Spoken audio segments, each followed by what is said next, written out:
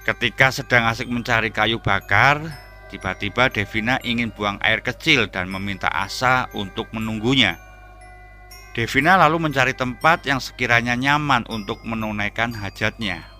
Dasar bandel si Devina, disuruh jangan jauh-jauh malah mencari tempat yang jauh dari Asa. Beberapa saat kemudian terdengar Devina memanggil Asa sambil berteriak dan berlari. Melihat itu, Asa merasa heran terus bertanya kepada Devina, "Ada apa, Dev? Kok teriak sambil lari ketakutan?" "Sudah, nanti saja ceritanya."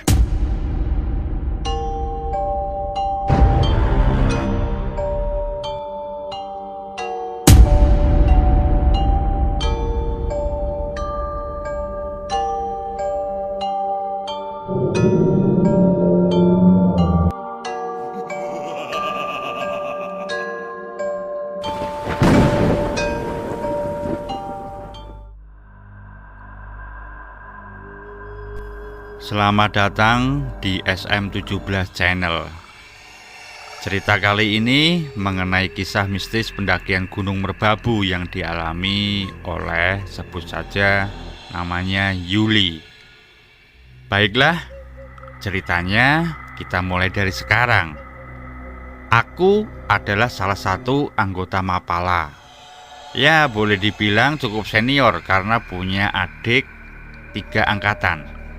Di Mapalaku ini ada namanya anggota penuh dan anggota muda. Untuk menjadi anggota penuh harus melalui beberapa proses. Salah satunya adalah melakukan pengembaraan. Pengembaraannya dilakukan sesuai dengan minat divisi masing-masing anggota muda dan biasanya dilakukan per tim. Ada 4 divisi, yaitu hutan gunung, rafting, rock climbing, dan yang terakhir adalah caving. Kejadiannya ini terjadi di awal September 2018 yang lalu. Waktu itu para anggota muda angkatan 2017 mau melaksanakan acara pengembaraan. Karena aku masuk divisi hutan gunung dan juga menjabat sebagai pengurus, otomatis aku harus mendampingi mereka yang mau melakukan pengembaraan hutan gunung. Aku bersama temanku Ipul mendampingi tim pengembaraan anak HG. HG adalah hutan gunung. Sesuai rencana, pengembaraan dilakukan di Gunung Merbabu jalur Ngagrong selama 7 hari. 5 hari di dalam hutan dan 2 hari untuk perjalanan. Yang ikut pengembaraan waktu itu ada 4 orang. 1 orang cowok dan yang 3 adalah cewek. Pada siang hari kita berangkat dari sekretariat kampus sekitar jam 3 sore. Sampai di base camp sekitar jam setengah 6 sore. Ya, hampir maghrib gitulah. Di dalam perjalanan pun kami lancar-lancar saja, tidak ada sesuatu yang ganjil. Sesampainya di base camp, kita bertegur sapa dengan pengelola base camp dan warga sekitar. Ya, sekedar ngobrol ringan mengenai situasi penduduk sekitar gunung yang pekerjaan pokoknya mereka adalah bercocok tanam tembakau. Sewaktu sampai di base camp, sebenarnya saya sudah mulai merasakan sesuatu yang aneh karena seperti ada sosok yang selalu memperhatikanku. Aku sendiri hanya terdiam karena bila bicara khawatir para juniorku menjadi ketakutan. Aku melihat 2 topeng yang ada di base camp itu, matanya bisa bergerak sendiri, seperti melirik kepadaku. Awalnya sih aku biasa saja. Ya mungkin cuma halus saja pikirku. Lalu aku duduk persis di sebelah topeng itu sambil merapikan tas dan karena penasaran, aku kembali melirik ke arah topeng itu. Benar saja, mata topeng itu kembali melirik kepadaku. Setelah selesai merapikan tas ranselku, aku menyusul ke juniorku yang sedang memasak di dapur. Setelah itu, aku pun mandi dan lanjut sholat isya. Setelah selesai sholat, si Ipul mendatangiku, mau berdiskusi tentang plotting jalur dan titik yang harus para junior cari. Sewaktu aku lagi menghitung titik koordinat yang bakalan dicari oleh para juniorku, tiba-tiba si Ipul nyeletuk, "Yul, kayaknya ntar bakalan ada kejadian deh." Aku paham maksudnya. kejadian itu adalah kejadian yang berhubungan dengan makhluk dunia lain. Aku sih hanya ketawa saja terus bilang, "Ya sudahlah, diem aja, ntar mereka pada takut," kata aku. Mereka yang dimaksud adalah para juniorku. Si Ipul dan saya termasuk orang yang peka terhadap hal gaib. Namun si Ipul lebih sering dilihatin berbagai macam sosok gaib, sedangkan aku lebih jarang. Ya hanya sekedar bisa merasakan saja kehadiran mereka. Setelah mendapatkan koordinatnya, kita lalu makan bareng, dilanjut briefing buat acara besok. Kami hanya menjadi pendamping mereka, tidak boleh memberi arahan kecuali dalam keadaan yang sangat mendesak. Kami berdua hanya mendengarkan saja apa rencana dari mereka. Setelah selesai briefing, kita semua packing, lalu lanjut tidur di base camp. Ada yang tidur di depan, ada juga yang tidur di sudut lain. Sedangkan aku tidur di sofa yang membelakangi topeng aneh tadi. Kulihat yang lain sudah tertidur pulas, sedangkan aku sendiri belum bisa memejamkan mata. Merasa gelisah padahal mata ini sudah ngantuk sekali. Berbagai cara kulakukan agar mata ini bisa terpejam. Miring ke kiri, miring ke kanan, masih belum bisa membuatku juga tertidur. Lalu aku pergi ke kamar mandi untuk berwudu dan kembali lagi ke sofa sambil mengambil HP untuk melanjutkan bacaan surat Al-Quran yang belum selesai kemarin. Setelah itu barulah aku baru bisa tertidur. Waktu sedang tertidur, aku merasa sangat hangat dan nyenyak banget tidurnya. Padahal malam itu udara sangat dingin. Meskipun sudah pakai jaket dan sleeping bag, tetap saja secara normal harusnya tetap masih merasa dingin. Tapi kali ini rasanya sangat hangat sekali. Sungguh aneh batin. Belum lama aku tertidur, ya sekitar jam 12:30 malam, di telingaku terdengar seperti ada suara yang memanggil namaku dan menyuruhku untuk bangun dan sholat. Suara ini terdengar beberapa kali di telingaku. Karena masih ngantuk sekali, lalu aku pun bangun dan berjalan menuju kamar mandi untuk berwudu. Sebelum sampai di kamar mandi, aku sempat menoleh ke arah topeng tadi. Dan terlihat ekspresi dari mata topeng itu seperti melotot dan marah sekali kepadaku. Sesampainya di kamar mandi, aku mendengar suara berisik di dapur. Aku pikir waktu itu sudah ada yang terbangun dari tidurnya. Selesai berwudu, ketika sampai di dapur, loh, kok tidak ada siapa-siapa? Suara berisik tadi siapa ya? Bodo amat lah, mungkin tikus atau kucing, pikirku. Aku pun lalu sholat tahajud di dekat dapur, karena dipan sholat yang aku pakai tadi dipakai untuk tidur. Sewaktu sholat, aku merasakan bahuku terasa sakit dan berat sekali. Meski begitu, aku tetap melanjutkan sholatku hingga selesai.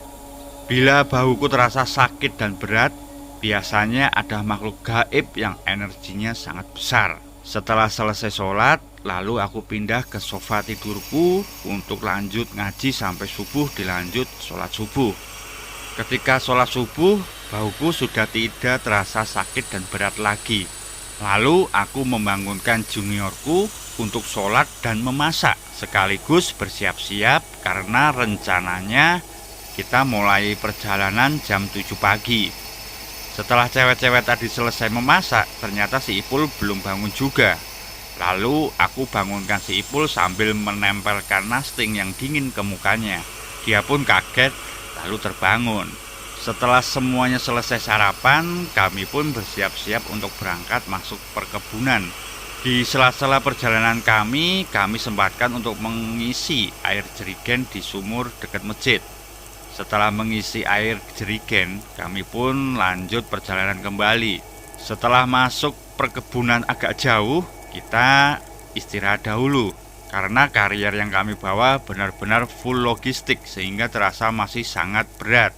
Sambil istirahat, 4 orang juniorku melakukan kegiatan ngeplot jalur dan pemetaan. Karena terjadi kendala, juniorku melakukan kegiatan oromet. Dan aku beserta Ipul menjaga karier mereka. 3 orang melakukan oromet tidak begitu jauh, sedangkan yang satu Sebut saja Devina melakukan ormet begitu jauh. Ormet itu adalah orientasi medan, mencocokkan medan yang ada di peta dengan medan yang sebenarnya.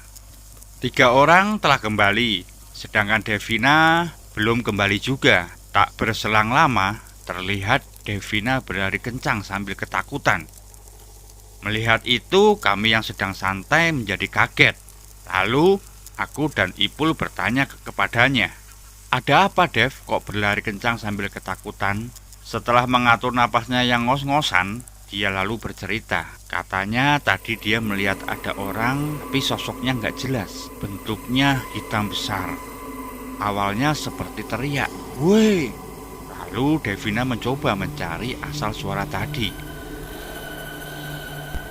Ketika sedang asik mencari sumber suara itu, tiba-tiba sosok itu datang dari atas perbukitan menuju ke bawah sambil berlari sangat kencang. Lalu menghilang dan muncul kembali sambil berlari kencang. Karena ketakutan, makanya Devina berlari kencang menuju arah kami. Untuk mencairkan suasana, si Ipul pun mencoba membuat lelucon. Dan ternyata strategi itu berhasil membuat Devina sejenak lupa akan peristiwa yang baru saja terjadi. Kami pun melanjutkan perjalanan kembali. Setelah sekian lama kami berjalan, kami kembali untuk beristirahat mendirikan tenda. Setelah tenda berdiri dan selesai, kami memasak untuk makan bersama. Selesai makan, kita ngobrol ringan di dekat perapian. Di situ Ipul malah nyeletuk, "Gimana Yul di sini? Aman kan?" 4 orang juniorku yang mendengar langsung berhenti beraktivitas karena pada dasarnya 4 orang tersebut memang penakut. Aku yang melihat wajah pucat mereka menahan ketawa. Aman kok kalau di sini. Yang ramai itu pegunungan sebelah sana sambil nunjuk punggungan sebelah dekat camp kita. Lalu si Ipul bilang, "Iya sih, di sini masih ramah-ramah. Mungkin karena belum jauh dari perkebunan," kata si Ipul. Malam itu pun kami lewati dengan aman, tidak terjadi hal-hal yang aneh. Esok harinya kita lanjut perjalanan kembali. Selama dalam perjalanan, kita selalu melakukan hal yang sama, yaitu para junior melakukan ormet dan orientasi peta. Aku bersama Ipul sambil menunggu mereka ngobrol santai. Setelah kami jauh berjalan, tak terasa waktu sudah menunjukkan pukul 4 sore. Kita putuskan untuk membuat camp di sini saja. Tempat kita ngecamp berada di punggungan yang aku tunjuk kemarin. Sewaktu aku lihat punggungan gunungnya, memang energinya terasa negatif banget. Terus aku pun bertanya ke Ipul buat memastikan, dan dia pun berkata, "Iya, energinya memang negatif banget. Biasanya camp pendamping selalu berada di atas atau di bagian hutan yang lebih dalam dari para peserta. Karena posisi di atas itu energinya kurang baik, aku pun memilih tempat lain untuk membuat camp pendamping." Ketika kita sedang membuat camp, seniorku nyusul dan sampai di tempat camp kami sekitar maghrib. Namanya Mas Anton. Dia 2 tahun di atas aku dan Ipul. Lalu kita bertiga mengamati para junior membuat bivak alam, perapian, dan memasak sebagai penilaian mereka. Setelah Isya, kita makan bersama, dilanjut briefing dan evaluasi. Setelah itu ada pembagian tugas untuk berjaga malam. Sedangkan aku sendiri kebagian di shift terakhir karena sekalian memasak. Karena aku kebagian jaga malam terakhir, jadi langsung aku masuk tenda rencana mau langsung tidur. Sedangkan Ipul sama Mas Anton masih ngobrol asik di perapian. Sedangkan para junior bertugas mencari kayu bakar dibagi menjadi 2 kelompok. Si Asa 1 kelompok bersama Devina dan 1 lagi kelompok yang lain. Mereka berdua mencari kayu bakar di tempat yang seharusnya tadi menjadi camp pendamping, yaitu terletak di atas camp para junior. Ketika sedang asik mencari kayu bakar, tiba-tiba Devina ingin buang air kecil dan meminta Asa untuk menunggunya. Devina lalu mencari tempat yang sekiranya nyaman untuk menunaikan hajatnya. Dasar bandel si Devina, Disuruh jangan jauh-jauh, malah mencari tempat yang jauh dari Asa. Beberapa saat kemudian terdengar Devina memanggil Asa sambil berteriak dan berlari. Melihat itu, Asa merasa heran terus bertanya kepada Devina, "Ada apa, Dev? Kok teriak sambil lari ketakutan?" "Sudah, nanti saja ceritanya," jawab Devina sambil terus berlari meninggalkan Asa. Refleks, Asa pun ikutan berlari menyusul Devina. Setelah sampai di camp, mereka berdua lalu duduk dan mengatur napas. Devina bercerita bahwa sewaktu dia mau buang air kecil, dia sudah meminta izin terlebih dahulu. Seperti saranku kepadanya bahwa ketika mau kencing maupun BAB, kita harus meminta izin terlebih dahulu. Jangan asal begitu saja. Masalahnya adalah ketika dia sedang kencing, headlampnya tidak ia matikan. Secara otomatis dia bisa melihat pemandangan di sekitar sambil tolah-toleh ke kanan dan ke kiri. Nah, sewaktu melihat ke kiri, Devina melihat sosok anak kecil berambut gimbal. Badannya hitam kelam, matanya hitam, sambil ketawa menertawakannya yang sedang buang air kecil. Karena ketakutan, lalu Devina menyudahi hajatnya terus berlari mendekati Asa. Itulah ceritanya. Dari raut mukanya kelihatan Devina sangat ketakutan. Aku yang awalnya ingin tidur menjadi batal karena mendengar cerita Devina. Aku pun lalu keluar dan duduk lagi di perapian. Sedangkan si Ipul dan Mas Anton malah menggoda Devina, sehingga raut wajah Devina pun bertambah takut.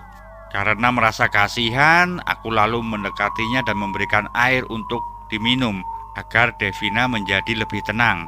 Lalu aku berkata kepadanya, "Udah, gak apa-apa. Dia gak ganggu kok.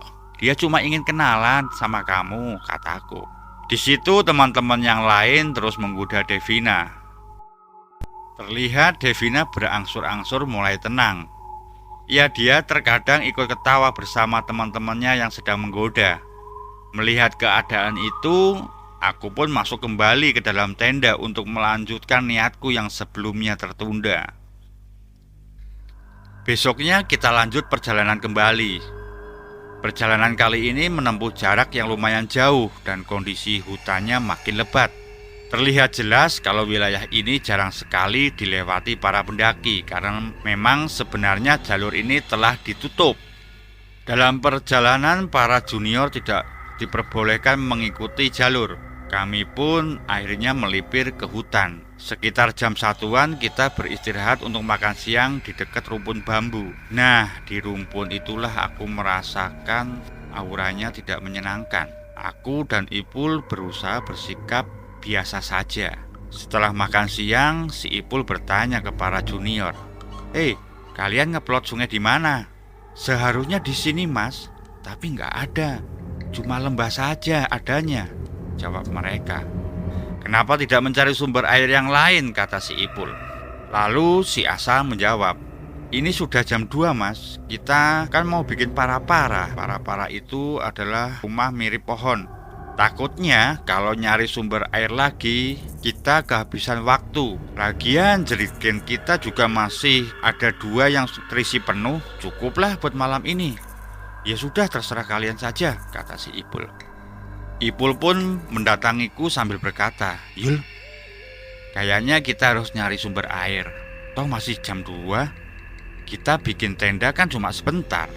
Akhirnya kita berdua melihat peta dan mencari di mana kemungkinan ada sungai. Dan ternyata ada di lembah satunya. Untuk menuju ke sana, mau gak mau kita harus melewati punggungan gunung di sebelah kita. "Pul, punggungan gunung itu gak ngenakin. Coba kita cari tempat lain saja yuk." Namun Ipul tidak mau karena sumber yang lain itu jauh. Akhirnya aku pun ngikut saja. Kita berjalan ke sebelah kiri dari punggungan ini. Di sini kita melewati rumpun bambu dan rumput gajah kering. Waktu melewati rumpun bambu, rasanya dingin sekali. Padahal itu masih siang hari dan membuatku menjadi pusing. Selama dalam perjalanan kita terjatuh berkali-kali karena jalur yang tidak rata dan tidak terlihat oleh mata. Setelah sampai di punggungan tadi, kita disambut oleh pohon yang sangat besar sekali. Dan di situ aku merasa mual mau muntah. Namun disinilah kita akhirnya juga menemukan sumber air. Alhamdulillah, kataku. Setelah kita melakukan oromet sebentar, terus balik lagi untuk menyusul para junior. Untuk sampai di tempat camp para junior, kondisi jalannya sangat menanjak sekali. Akhirnya kami pun tiba juga di tempat para junior ngecamp. Tempatnya sangat luas, datar, pohonnya juga banyak, tapi yang tidak aku suka suasananya tidak mengenakan hati. Di tempat ini ada satu pohon yang sangat aku hindari. Setelah selesai mendirikan tenda pendamping, aku langsung memasak. Ipul bersama Mas Anton keliling melihat anak-anak membuat para-para sambil mencari kayu bakar buat perapian. Ipul mencari kayu bakar di pohon yang aku hindari tadi. Terlihat di situ dia seperti bersujud. Itu pertanda di pohon itu memang ada sesuatu yang kurang beres.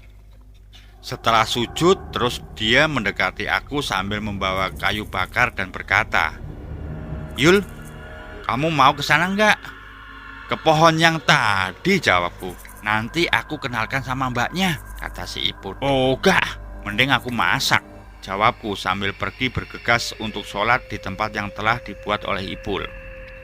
Tempat sholatnya menghadap ke arah camp para junior dan pohon tadi, yang sebenarnya membuatku tidak nyaman.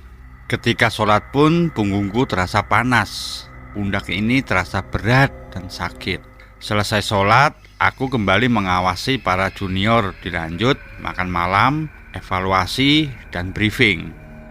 Malam itu oleh Mas Anton sebenarnya aku disuruh langsung untuk tidur.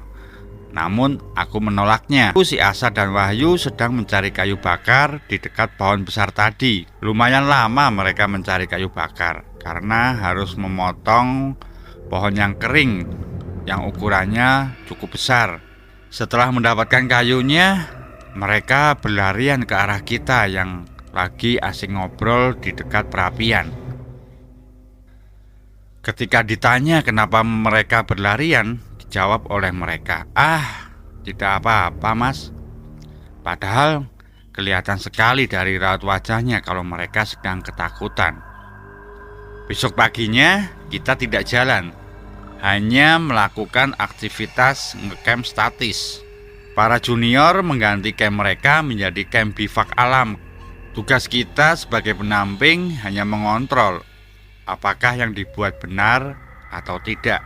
Dan disinilah si Asa baru mau bercerita mengenai kejadian malam itu ketika ia sedang mencari kayu bakar lalu berlarian.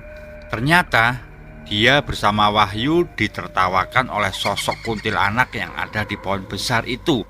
Pada awalnya sih mereka biasa saja, sambil terus memotong kayu, lama-lama bikin takut juga. Ketika Wahyu sedang memotong kayu, si Asa nyeletuk, "Yu, Wahyu, jangan tidur ya, kayunya keras banget ya." "Iya," jawab si Wahyu, diiringi suara cekikian dari sang kuntilanak. Kali ini suaranya terdengar dari arah samping. Si Asa pun kembali nyeletuk, "Yu, tanganmu sakit enggak?" Kembali diiringi suara kuntilanak yang semakin kencang suaranya. Wahyu sadar bahwa yang sedang dilakukan Asa adalah agar dia tidak takut dan terus memotong kayu sampai berhasil. "Teruslah memotong, Yu, jangan hiraukan suara tikus itu," kata si Asa. Wahyu pun kembali menjawab, "Iya, tikusnya baru senang, makanya ketawa terus." Di sisi lain sebenarnya Asa ingin kabur dan berlari, tapi mengingat tantangan yang sedang ia lakukan, yaitu memotong pohon kering yang ada di sebelah pohon besar, niat itu pun ia urungkan. Pada akhirnya kayu itu bisa terpotong. Lalu Wahyu pergi begitu saja sambil membawa kayu kecil dan meninggalkan Asa sendirian.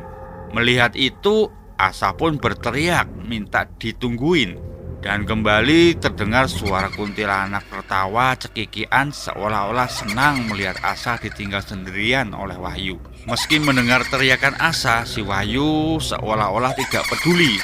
Ia tetap berlari meninggalkan Asa dengan kayu besar yang telah ia potong. Pada akhirnya pun Asa terpaksa membawa potongan kayu besar itu dengan cara menyeretnya. Mendengar cerita itu, si Ipul bukannya kasihan malah ketawa. Hahaha. Itu tikus gondrong ya, Sa? Hobinya memang ketawa, kata si Ipul. Mau nggak aku kenalin sama si dia? Ogah, jawabku sambil berjalan menuju dapur masak. Keesokan harinya, pagi ini dilanjut dengan survival. Mencari makanan yang bisa dimakan dan mencari sumber air. Si Ipul dan aku sengaja tidak memberitahu para junior bahwa di sebelah kiri punggungan gunung ini terdapat sumber mata air. Lalu si Asa mencari sumber air ke arah perkebunan, sedangkan Wahyu dan Devina mencari bahan makanan, dan Novita membereskan bivak yang atapnya belum rapi agar tidak bocor. Tak berselang lama, Ipul dan Mas Anton sudah balik duluan. Disusul kemudian Wahyu dan Devina yang kembali pulang. Sesampainya di camp, Wahyu bertanya kepada Mas Anton, Mas Anton, baju dan kariermu warna merah kan ya? Iya. Emang kenapa? Jawab Mas Anton.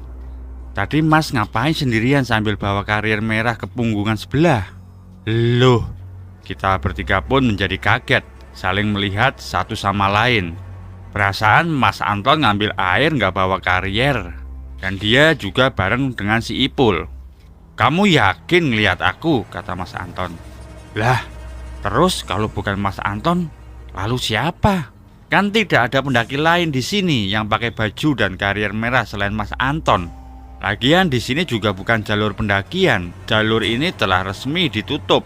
Lalu yang dilihat Wahyu itu siapa? Padahal aku dari tadi di sini kok. Memang aku tadi ke punggungan sebelah sana, tapi bersama Ipul, tidak sendiri. Dan juga aku tidak membawa karier merahku. Lah, terus tadi yang aku lihat siapa, Mas Anton? Kata si Wahyu. Di sini kami semua terhening sejenak memikirkan hal itu. Tiba-tiba datang si Asa dengan napas yang ngos-ngosan sambil membawa jerigen berisi air. Melihat Asa begitu, si Ipul malah ngodain yang membuat kami tertawa dan suasana kembali cair setelah sebelumnya sempat hening sejenak. Aku kembali melanjutkan aktivitas memasak sendirian di dapur camp pendamping, sedangkan yang lain masih asik ngobrol. Ketika sedang memasak, tiba-tiba terdengar seperti orang sedang ketawa dari arah belakang tenda. Awalnya aku kira salah dengar. Terdengar juga seperti orang sedang mengobrol. Karena penasaran, lalu aku memanggil Ipul dan Mas Anton. Mas Anton, sepertinya di sini ada orang lain selain kita. Mungkin warga sekitar lagi menebang pohon. Coba dicek, Mas, kataku. Lalu Mas Anton dan Ipul melihat-lihat suasana sekitar. Setelah sekian lama mengamati, ternyata tidak ada orang lain. Mas Anton tiba-tiba berteriak, "Permisi, Pak. Kita di sini sedang ada kegiatan mapala. Bapaknya mau kemana?" Tapi tidak ada jawaban sama sekali. Malah terdengar suara tertawa cekikian. Mendengar suara itu, Mas Anton menyuruhku untuk tetap melanjutkan masaknya, sedangkan Ipul dan Mas Anton menjagaku di sini. Suara ketawa itu terus berlangsung. Karena takut terjadi hal yang tidak diinginkan, Mas Anton menyuruhku memanggil para junior untuk berkumpul di camp pendamping. Kita pun akhirnya semua berkumpul di camp pendamping, dan aku pun terus melanjutkan aktivitas memasak. Ketika sedang asik memasak, kembali terdengar seperti orang sedang berjalan, diiringi suara ranting patah. Devina, Novita, dan Wahyu terlihat sangat ketakutan. Tidak berhenti di situ, aku melihat juga seperti ada sosok yang sedang berlari sangat cepat sekali dalam hitungan detik. Sosok itu sudah sampai di tepi jurang, terus kembali lagi menuju camp kami sampai 5 kali. Terdengar kembali suara ketawa cekikian. Mas Anton dan Mas Ipul semakin siaga. Takut terjadi apa-apa dengan kami semua. Kembali suasana menjadi tenang. Aku menyarankan agar semuanya sementara ini tetap berkumpul di sini sambil menunggu suasana benar-benar tenang. Dan mereka pun akhirnya setuju dengan saranku. Belum lama suasana tenang itu datang, tiba-tiba kembali terdengar suara berisik seperti orang sedang berteriak.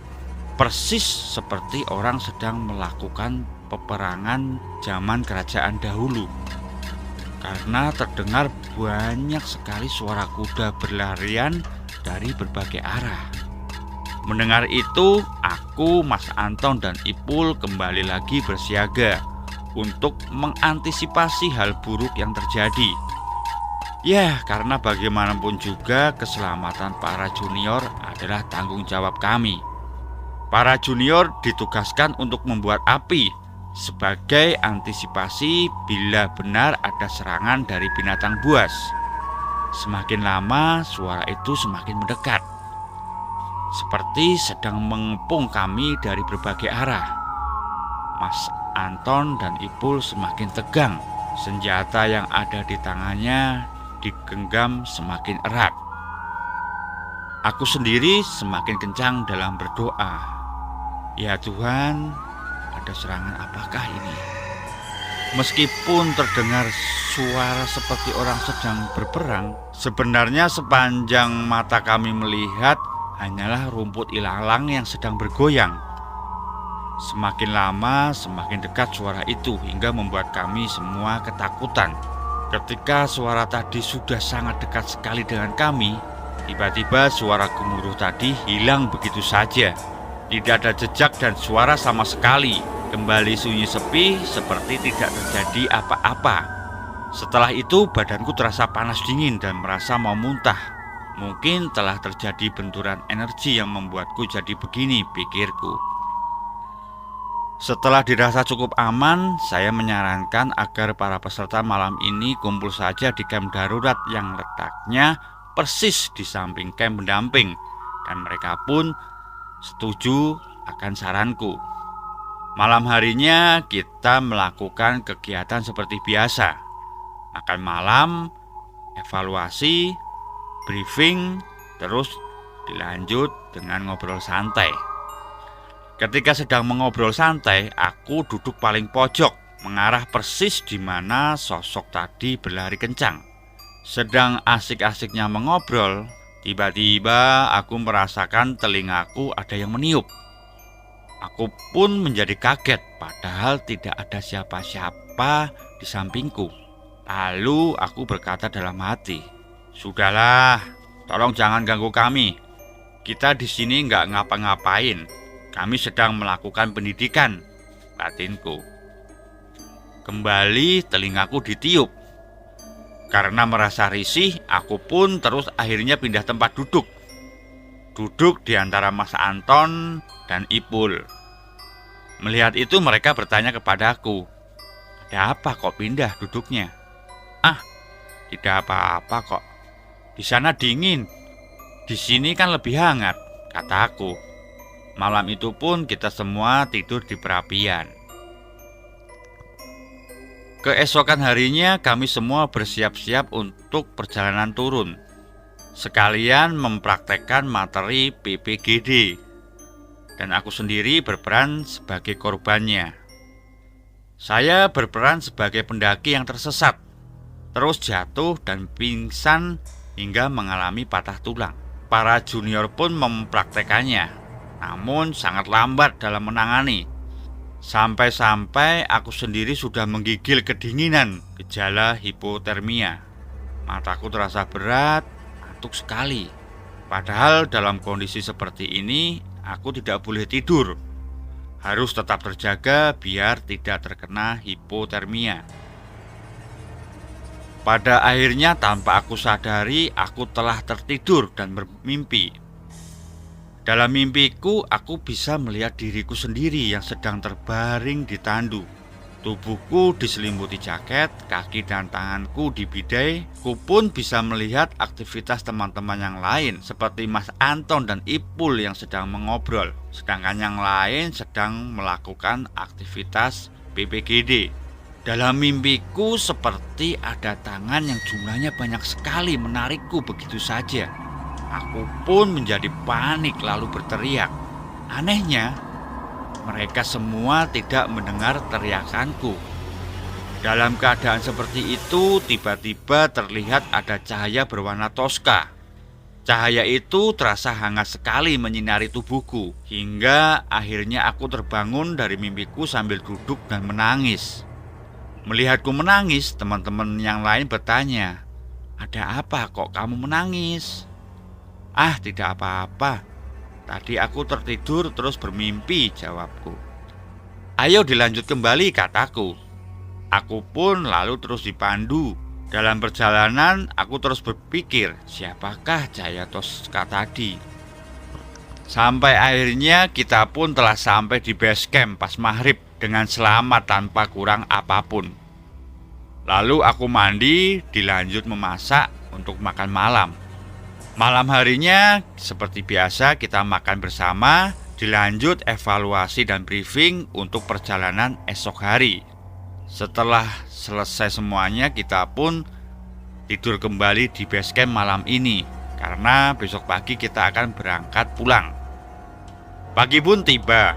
Sekitar jam 6:30 pagi kita berangkat pulang. Aku membonceng Ipul dan yang lain naik motor sendiri-sendiri.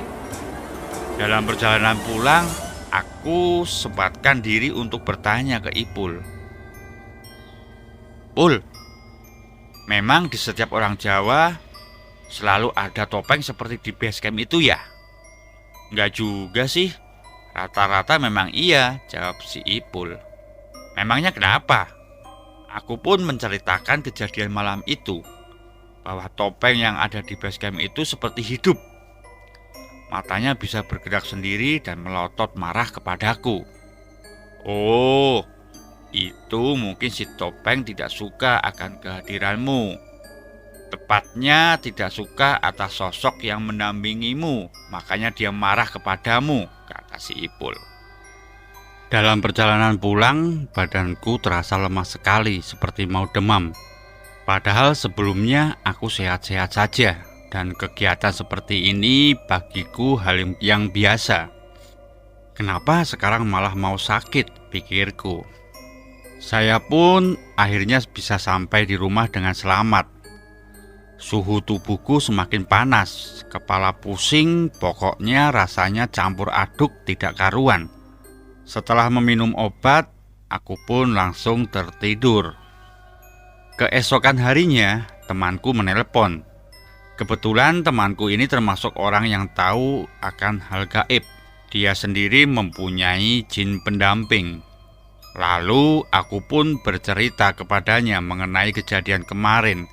Dan saat ini aku sedang jatuh sakit.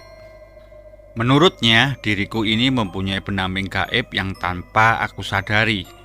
Pendamping gaib inilah yang selalu mengikutiku dan melindungiku dari berangkat sampai pulang ke rumah.